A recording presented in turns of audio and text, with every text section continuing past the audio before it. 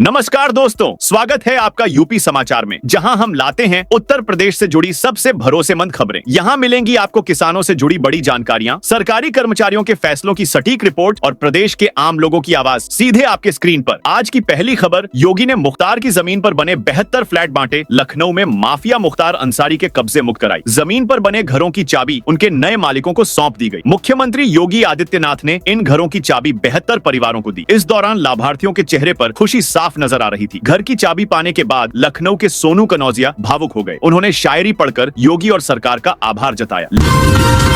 लखनऊ नगर निगम Bangladeshi Rohingya की कराएगा जांच। लखनऊ नगर निगम में कार्यदायी संस्थाओं के जरिए सफाई का कार्य करने वाले 12,000 कर्मचारियों की जांच पुलिस से कराएगा। इसमें यह पता किया जाएगा कि यह सफाई कर्मी में बांग्लादेशी या रोहिंग्या तो नहीं है। 25 अक्टूबर को भाजपा से राज्यसभा सांसद और यूपी के पूर्व डीजीपी बृजलाल ने सफाई कर्मियों के बांग्लादेशी और रोहिंग्या होने का मामला उठाया था, जिसके बाद मामले ने फिर से तूल पकड़ा और नगर निगम ने जांच कराने का आदेश दिया है।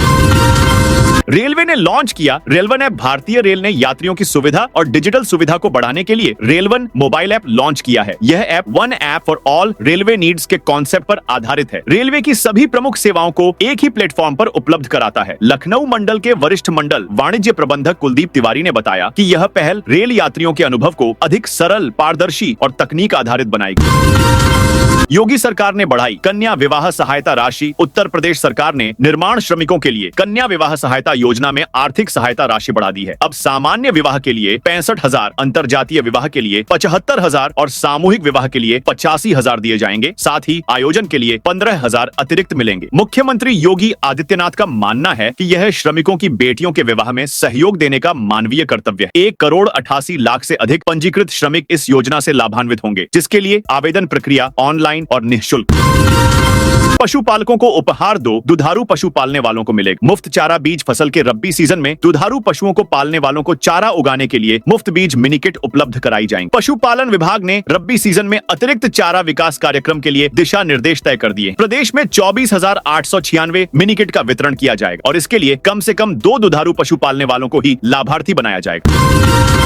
जेई को कीचड़ में घुसेड़कर परेड कराई। मुजफ्फरनगर में सिंचाई विभाग के जेई को कीचड़ में घुसेड़कर घुमाया गया। किसान नेता अंकुश चौधरी ने जेई के गले में हाथ डालकर उन्हें कीचड़ में घसीटा। इस दौरान किसी ने उसे रोकने की कोशिश नहीं की, सिर्फ वीडियो बनाते रहे। घटना के दौरान भाजपा नगर अध्यक्ष विनीत ठकराल भी वहां मौजूद रहे। खतौली में सोमवार को रजवाहे की सफाई करवाई गई। सिंचाई विभाग के कर्मियों ने गंदगी में निकली सिल्ट को वहीं छोड़ दिया। गाँव वालों का आरोप है कि जेई अरविंद कुमार मीणा को गंदगी हटवाने के लिए कई बार फोन किया, लेकिन उन्होंने कोई सुनवाई नहीं की। इसके बाद हम लोगों ने जेई को सबक सिखाने की सोची।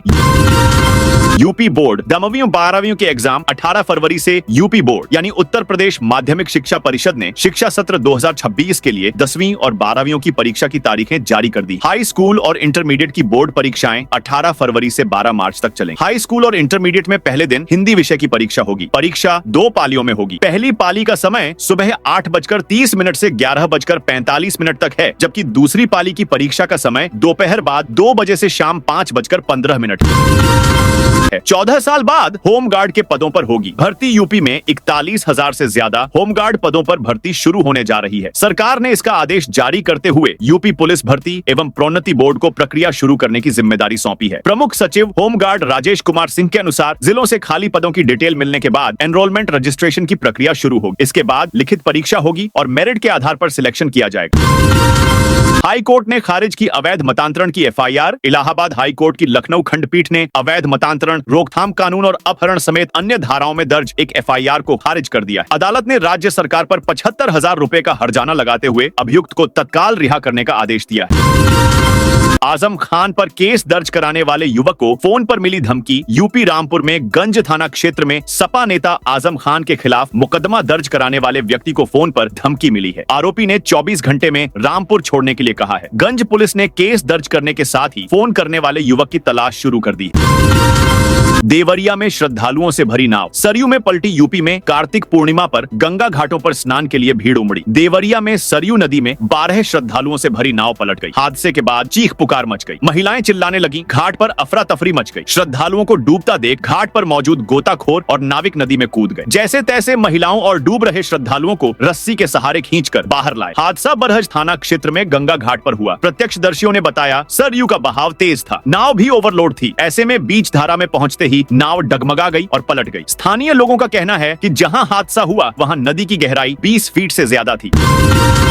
स्मार्ट प्रीपेड मीटर की कीमत 10 साल तक ब्याज मुक्त किस्तों में लेने का प्रस्ताव। पावर कारपोरेशन ने नए कनेक्शन पर स्मार्ट प्रीपेड मीटर की कीमत 10 वर्षों तक ब्याज मुक्त किस्तों में वसूलने की व्यवस्था दिए जाने के लिए नियामक आयोग में प्रस्ताव दाखिल किया है। इससे नए कनेक्शन पर लगने वाले स्मार्ट प्रीपेड मीटर की किस्तें बहुत कम हो जाएंगी। दूसरी तरफ उपभोक्ता परिषद ने आयोग में प्रस्ताव दाखिल कर कहा है कि RDSS योजना के तहत स्मार्ट प्रीपेड मीटर उपभोक्ताओं के परिसर में निःशुल्क लगाने के लिए है। मीटर को नए कनेक्शन पर लगाकर 6016 रुपए की वसूली अवैधानिक है। योगी सरकार की योजना में बड़े अफसरों का खेल। जिस योजना को योगी सरकार ने पहले कार्यकाल में भ्रष्टाचार पर संपूर्ण लगाम लगाने, परियोजनाओं की गुणवत्ता व समय पर काम पूरा कराने की मंशा से लागू किया, उसे अब खुद नियोजन विभाग के बड़े अधिकारियों के काकस ने ही ताक पर रख दिया है। जी हाँ, कैबिनेट से पास हुए EPC मिशन की कार्यशैली से उलट अधिकारी अब मनमाने प्रशासनिक आदेश के जरिए ही मनचाहे ठेकेदारों और कंपनियों को निविदाएं बांट रहे हैं। 60 गांठ कर परियोजनाओं की लागत भी 10% से अधिक तक बढ़ाकर एक और कमीशन की बंदरबांट की जा रही है, तो दूसरी ओर सरकारी खजाने को चूना लगाया जा रहा है। लिंक रोड की दीवारों पर लगने लगे विज्ञापन पोस्टर। बागपत रोड को रेलवे रोड से जोड़ने वाली लिंक रोड भले ही शुरू ना हुई हो, लेकिन व्यावसायिक गतिविधियां यहां जरूर शुरू हो गई हैं। यहां की दीवारों पर जगह जगह विज्ञापन चिपकने शुरू हो गए। मेड़ा को भले ही लाभ ना हो, लेकिन विज्ञापन लगाने वालों ने फायदा उठाना शुरू कर दिया। चौंकाने वाली बात यह है कि जिस दीवार पर यह पोस्टर चस्पा हुए हैं, उन पर क्रांति गाथा लिखी जानी है। योगी बोले, संपत्ति हड़पने वाले माफिया का यूपी में होगा बुरा हश्र। मुख्यमंत्री योगी आदित्यनाथ ने राजधानी लखनऊ के पॉश एरिया डालीबाग में बुधवार को 72 गरीब परिवार को फ्लैटों का आवंटन किया। इसके साथ ही मुख्यमंत्री ने 10 पात्रों को गृहस्थी की सामग्री भी प्रदान। इन फ्लैटों को माफिया मुख्तार अंसारी के कब्जे से मुक्त कराई गई जमीन पर लखनऊ विकास प्राधिकरण ने बनवाया है। फूड सेफ्टी वैन से मिलावटी खाद्य पदार्थों की जांच होगी। आसान योगी आदित्यनाथ सरकार मिलावटखोरों और नक्कालों पर शिकंजा लगातार कस रही है। इसी क्रम में खाद्य सुरक्षा एवं औषधि प्रशासन फूड सेफ्टी वैन से मिलावटी खाद्य पदार्थों की जांच के दायरे को बढ़ाएगा। वर्तमान में FSDA की 36 वैन 18 मंडलों और 6 अन्य जिलों में उपलब्ध कराई गई हैं। इन वैन से खाद्य पदार्थों में मिलावट की जांच के लिए रूट चार्ट बनाकर जिलों के विभिन्न बाजारों में भेजा जाएगा, जहां कोई भी उपभोक्ता खाद्य पदार्थों में मिलावट की जांच करा सकेगा। दीपावली के दौरान चले मिलावटी खाद्य पदार्थों के खिलाफ चले अभियान में भी इन वैन से जांच की गई थी। राष्ट्रगीत वंदे मातरम के 150 वर्ष होने पर आज से भाजपा प्रदेश में मनाएगी उत्सव। भारतीय जनता पार्टी राष्ट्रगीत वंदे मातरम के 150 वर्ष पूरा होने के मौके पर 7 से 15 नवंबर तक प्रदेश में उत्सव मनाएगी। देश के प्रथम राष्ट्रपति डॉक्टर राजेंद्र प्रसाद ने 1950 में इसे राष्ट्रगीत का दर्जा दिया। भाजपा प्रदेश के सभी जिला मुख्यालयों पर वंदे मातरम सभा और गायन का आयोजन करेगी। बिहार चुनाव को लेकर यूपी में अलर्ट। बिहार विधानसभा चुनाव को लेकर यूपी के सीमावर्ती जिलों में भी पुलिस पूरी तरह अलर्ट पर है। पुलिस ने बॉर्डर पर चौकसी बढ़ा दी है। बुधवार की शाम 5 बजे तक कुशीनगर के तमकुही सर्किल क्षेत्र के आधा दर्जन बैरियर और पुलिस चौकी पर विशेष चेकिंग करते हुए बॉर्डर को सील कर दिया जाएगा। यूपी के इस जिले में किसानों को मुफ्त मिलेंगे सब्जी के बीज। अमेठी जिले में उद्यान विभाग की तरफ से किसानों को सब्जी की खेती के लिए निःशुल्क बीज मुहैया कराएगा। इसके लिए तैयारियां भी शुरू कर दी गई हैं। जल्द ही किसानों को निःशुल्क बीज उपलब्ध कराया जाएगा। परंपरागत खेती की जगह सब्जी की खेती करने वाले किसानों को पहले आओ पहले पाओ के तहत लाभ दिया जाएगा। उद्यान विभाग की ओर से किसानों का चयन कर उन्हें लाभान्वित किया जाता है। इसके लिए अब तक 120 से अधिक किसानों ने अपना पंजीकरण भी करा लिया है। अब पोर्टल पर सेंधमारी से सुरक्षित ही रहेंगे आपके आयुष्मान कार्ड। उत्तर प्रदेश में अब नए आयुष्मान कार्ड जारी करने के लिए अब state agency for comprehensive health and integrated services के कार्यालय से ही अनुमोदन दिया जाएगा। ये सुविधा अब कार्यालयों के ही कंप्यूटर पर उपलब्ध होगी। नए कार्ड का अनुमोदन अब किसी अन्य कंप्यूटर सिस्टम से संभव नहीं होगा। राष्ट्रीय स्वास्थ्य प्राधिकरण के पोर्टल में सेंधमारी करके 450 से अधिक फर्जी आयुष्मान कार्ड बनाने का मामला सामने आने के बाद यह फैसला किया गया है। मोटे धान की रिकवरी में मिलेगी 1% छूट। योगी सरकार ने गन्ना किसानों को उपहार के बाद धान उत्पादक किसानों को भी राहत दी है। अब नॉन हाइब्रिड धान की रिकवरी में 1% की छूट मिलेगी। इससे लगभग 15 लाख किसानों को बेहतर कीमत मिलने की संभावना है। इससे राज्य में संकट से जूझ रही 2000 राइस मिलों को सीधे लाभ से मजबूती मिलेगी। वहीं हाइब्रिड धान के रिकवरी प्रतिशत पर सरकार पहले से ही 3% की छूट दे रही है, जिसे यथावत रखा गया है। मंगलवार को वित्त मंत्री सुरेश खन्ना ने लोक भवन में आयोजित पत्रकार वार्ता में बताया कि सरकार द्वारा खरीदा गया धान मिलों को कुटाई के लिए दिया जाता है। लखनऊ की हवा बेहद खराब, आंखों में हो रही जलन। लखनऊ में सुबह से मौसम साफ बना हुआ है, धूप निकली है लेकिन जहरीली हवा की वजह से धुंध छाई हुई है। सड़क पर आवाजाही करने के दौरान आंखों में जलन हो रही, लोग परेशान हो रहे हैं। चेहरे पर कई लोग मास्क और कपड़ा बांधकर घर से बाहर निकल रहे। लखनऊ में सुबह के समय में 6 मॉनिटरिंग स्टेशनों का औसत AQI खराब श्रेणी में 235 दर्ज किया गया है। लालबाग, तालकटोरा, अलीगंज की हवा सबसे ज्यादा खराब है। आज दिन का अधिकतम तापमान 31 डिग्री और न्यूनतम तापमान 20 डिग्री रहने की संभावना है। लखनऊ से सहारनपुर तक चलेगी वंदे भारत। पूर्वोत्तर रेलवे के लखनऊ मंडल में एक और वंदे भारत ट्रेन जुड़ने जा रही है। प्रधानमंत्री नरेंद्र मोदी 8 नवंबर 2025 को वीडियो कॉन्फ्रेंसिंग के जरिए लखनऊ जंक्शन से सहारनपुर के बीच चलने वाली इस नई वंदे भारत एक्सप्रेस का शुभारंभ करेंगे। इस ट्रेन के शुरू होने से लखनऊ, हरदोई, शाहजहांपुर, बरेली होते हुए सहारनपुर तक का सफर और तेज और सुविधाजनक हो जाएगा।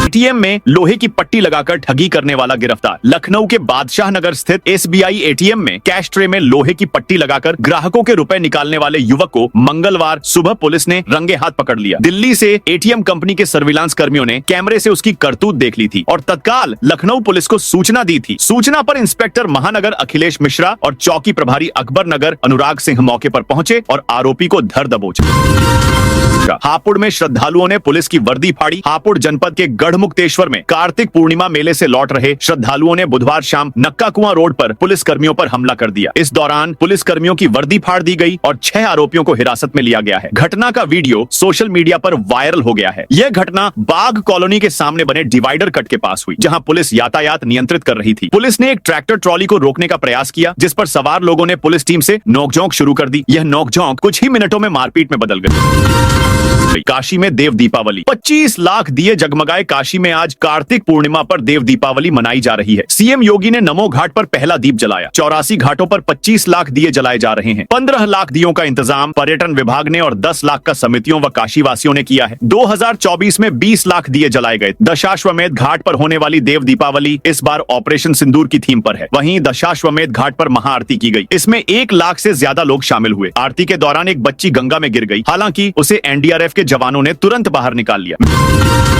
महक परी बोली, 2 हाफिज कुछ ज्यादा भौंक रहे। संभल की यूट्यूबर बहनों महक और परी का एक और वीडियो सामने आया है। इसमें दोनों बहनें 2 मौलानाओं को धमकी दे रही हैं। वीडियो में महक और परी कह रही हैं, 2 हाफिज कुछ ज्यादा ही भौंक रहे हैं। मौलाना का काम मस्जिद में नमाज पढ़ाना है, उसे इंस्टाग्राम से भला क्या मतलब है? लड़कियों को देखने के लिए इंस्टाग्राम पर आता है, बदतमीज। अगर ज्यादा बकवास की तो ऑटो वाले की तरफ पिट जाओगे। आगरा में अवैध खनन ओवरलोडिंग पर टास्क फोर्स की नजर। आगरा में अवैध खनन, परिवहन, ओवरलोडिंग की निगरानी के लिए टास्क फोर्स गठित की गई। खनन, परिवहन, वन, पुलिस, राजस्व सहित संबंधित सभी विभागों समन्वय से कार्रवाई की जा रही है। 15 दिवसीय विशेष अभियान के पहले 3 दिनों में 135 वाहनों की जांच की गई है। इसमें से 16 वाहनों के चालान काटे गए। 15 वाहनों को विभिन्न थानों चौकियों पर पकड़ा गया। बिना HSRP number, plate of tempered number plate वाले 29 वाहनों पर कार्रवाई की गई। यह अभियान DM अरविंद मल्लप्पा बंगाड़ी के निर्देश पर चलाया जा रहा है। जालौन में 964 जोड़ों का होगा सामूहिक विवाह। जालौन में मुख्यमंत्री सामूहिक विवाह योजना के तहत 6 नवंबर को कालपी रोड स्थित विशिष्ट मंडी में एक भव्य समारोह का आयोजन किया जाएगा। इस अवसर पर कुल 964 जोड़े वैवाहिक बंधन में बंधेंगे। बुधवार शाम को जिलाधिकारी राजेश कुमार पांडे और पुलिस अधीक्षक डॉक्टर दुर्गेश कुमार ने आयोजन स्थल का दौरा कर व्यवस्थाओं का जायजा लिया। उन्होंने अधिकारियों को निर्देश दिए कि तैयारियों में किसी प्रकार की कोई कमी न रहे। बरेली में मौलाना बोले, हक फिल्म न देखें मुसलमान। बरेली में मौलाना मुफ्ती शहाबुद्दीन रजवी ने कहा कि मुसलमान हक फिल्म न देखें, इस्लाम में ये नाजायज है। आजकल फिल्म इंडस्ट्री ऐसी फिल्में बना रही जिसमें हिंदू मुस्लिम एंगल देना आसान हो। हक मूवी भी इसका हिस्सा है। फिल्म इंडस्ट्री, हुकूमत और मीडिया मुसलमानों की कमजोर नब्ज पकड़ने में माहिर हो चुके हैं। मुसलमानों की सबसे कमजोर कड़ी आज भी 3 तलाक है। सरकार इसे मुद्दा बनाए हुए है। हक मूवी 7 नवंबर को रिलीज हो रही है। नोएडा में मोदी मॉल पर 25 लाख का जुर्माना। नोएडा विकास प्राधिकरण की टीम ने बुधवार को सेक्टर 25A स्थित मोदी मॉल का निरीक्षण किया। प्राधिकरण ने वहां गंदगी मिलने पर प्रबंधन पर 25 लाख रुपए का जुर्माना लगाया। प्राधिकरण के GM ईसपी सिंह ने बताया कि मोदी मॉल प्रबंधन के निरीक्षण में सामने आया कि यहां पर बल्क वेस्ट जनरेटर, अपशिष्ट पृथक्करण, भंडारण एवं अपशिष्ट प्रसंस्करण के संदर्भ में सॉलिड वेस्ट मैनेजमेंट के नियमों का पालन नहीं किया जा रहा है। मॉल में कचरे का सेग्रीगेशन नहीं किया जा रहा था। था। पीडब्ल्यूडी ने 77 सड़कों के लिए बजट स्वीकृत किया। लोक निर्माण विभाग ने सड़कों की मरम्मत और पुनर्निर्माण के लिए बड़ा बजट जारी किया है। वित्तीय वर्ष की आधी अवधि बीतने के बाद यह निर्णय लिया गया। शासन स्तर से 77 सड़कों के निर्माण और मरम्मत कार्यों के लिए कुल 1325 लाख रुपए की स्वीकृति मिली है, जिसमें से 662 लाख रुपए की धनराशि जारी कर दी गई है। इससे नागरिकों को गड्ढा मुक्त सड़कों पर यात्रा की उम्मीद है। कानपुर देहात बवाल पर अखिलेश यादव की प्रतिक्रिया। कानपुर देहात में पूर्व और वर्तमान सांसदों के बीच हुई झड़प पर पूर्व मुख्यमंत्री अखिलेश यादव ने प्रतिक्रिया दी है। उन्होंने मंगलवार को हुए इस बवाल का वीडियो अपने एक्स पहले ट्विटर हैंडल पर साझा करते हुए भाजपा पर तंज कसा। यह घटना मंगलवार को जिला मुख्यालय के कलेक्ट्रेट सभागार में जिला निगरानी समिति दिशा की बैठक के दौरान हुई। बैठक में पूर्व सांसद अनिल शुक्ला वारिसी और वर्तमान सांसद देवेंद्र सिंह भोले के बीच किसी बात को लेकर तीखी बहस हो गई, जो बाद में झड़प में बदल गई। यूपी में 4 दिन बंद रहेगी संपत्तियों की रजिस्ट्री। उत्तर प्रदेश के स्टैंप एवं रजिस्ट्रेशन विभाग का ऑनलाइन सिस्टम 4 दिन के लिए ठप रहेगा। विभाग द्वारा जारी सूचना के अनुसार 8 नवंबर से 11 नवंबर 2025 तक विभाग के ऑनलाइन पोर्टल पर सभी सेवाएं अस्थायी रूप से बाधित रहेंगी। इस अवधि में आमजन ऑनलाइन लेख पत्र, पंजीकरण और अन्य प्रकार के आवेदन नहीं कर सकेंगे। साथ ही प्रदेश भर के उप निबंधक कार्यालयों में पंजीकरण कार्य भी संपादित नहीं किया जा सकेगा। मंत्री ने 36 करोड़ की 69 परियोजनाओं का किया लोकार्पण। उत्तर प्रदेश के नगर विकास एवं ऊर्जा मंत्री ए.के. शर्मा ने मऊ भ्रमण के दौरान आदर्श नगर पंचायत दोहरी घाट में 36 करोड़ रुपए की 69 विकास परियोजनाओं का लोकार्पण एवं शिलान्यास किया। ये परियोजनाएं सरयू नदी के तट पर आयोजित एक जन समारोह में संपन्न हुई। इन परियोजनाओं में वंदन योजना, दीनदयाल नगर विकास योजना तथा अन्य नगर विकास योजनाओं के तहत महत्वपूर्ण कार्य शामिल है। इनमें पेयजल आपूर्ति नेटवर्क का विस्तार, जल निकासी एवं नाली निर्माण, सड़क सुदृढ़ीकरण, ओपन जिम, पार्क एवं हरित क्षेत्र विकास, सॉलिड वेस्ट प्रबंधन, स्ट्रीट लाइटिंग, सार्वजनिक शौचालय और नगर सौंदर्यीकरण के कार्य प्रमुख हैं। 15 दिनों में किसानों के खातों में पहुंचेगा समर्थन मूल्य। सीतापुर में डालमिया यूनिट की जवाहरपुर चीनी मिल में बुधवार दोपहर 4 बजे नए पेराई सत्र की शुरुआत विधिवत पूजन अर्चन के साथ की गई। इस अवसर पर नगर विकास राज्य मंत्री राकेश राठौर गुरु मुख्य अतिथि के रूप में उपस्थित रहे। उन्होंने पारंपरिक विधि से नारियल फोड़कर और फीता काटकर पेराई सत्र का शुभारंभ किया। कार्यक्रम में मिल के जीएम कुलदीप कुमार, भाजपा जिलाध्यक्ष राजेश शुक्ला, भाजपा नेता संतोष सिंह सहित बड़ी संख्या में किसान और अधिकारी मौजूद रहे।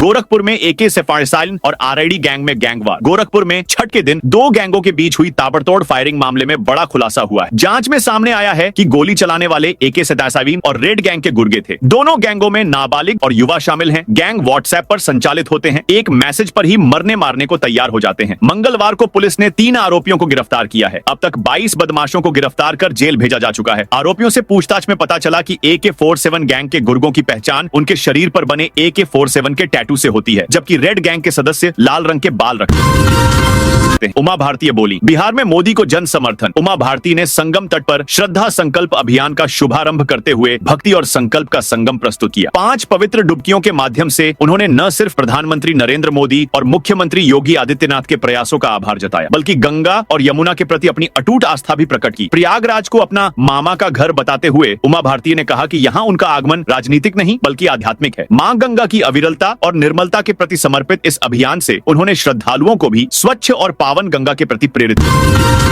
किया। कांग्रेस के वरिष्ठ नेता अमरनाथ अग्रवाल का निधन। भारतीय राष्ट्रीय कांग्रेस के वरिष्ठ नेता और पूर्व प्रवक्ता अमरनाथ अग्रवाल के निधन से उत्तर प्रदेश कांग्रेस में शोक की लहर दौड़ गई। करीब 2 महीने से अस्वस्थ चल रहे अग्रवाल जी का निधन गुरुग्राम के मेदांता अस्पताल में हुआ, जहां वे 1 महीने से भर्ती थे। पार्टी के प्रदेश अध्यक्ष अजय राय, राज्यसभा उपनेता प्रमोद तिवारी और विधानमंडल दल की नेता आराधना मिश्रा मोना सहित तमाम नेताओं ने उनके निधन पर गहरा दुख व्यक्त किया है। यूपी में 402 करोड़ की जीएसटी चोरी का महाघोटाला। उत्तर प्रदेश में उजागर हुए 402 करोड़ रुपए के जीएसटी घोटाले में राज्य कर विभाग ने मास्टरमाइंड अंकित कुमार की पूरी क्राइम कुंडली एसआईटी को सौंप दी। जांच में सामने आया कि लखनऊ निवासी अंकित ने 22 राज्यों में 144 फर्जी फर्में खड़ी कर 1960 करोड़ का काल्पनिक टर्नओवर दिखाया और फर्जी दस्तावेजों के आधार पर भारी भरकम टैक्स चोरी को अंजाम दिया। विभाग ने आरोपी से जुड़े सभी डिजिटल साक्ष्य पुलिस को उपलब्ध कराए हैं। दोस्तों, यह थी आज उत्तर प्रदेश की ताजा और बड़ी खबरें।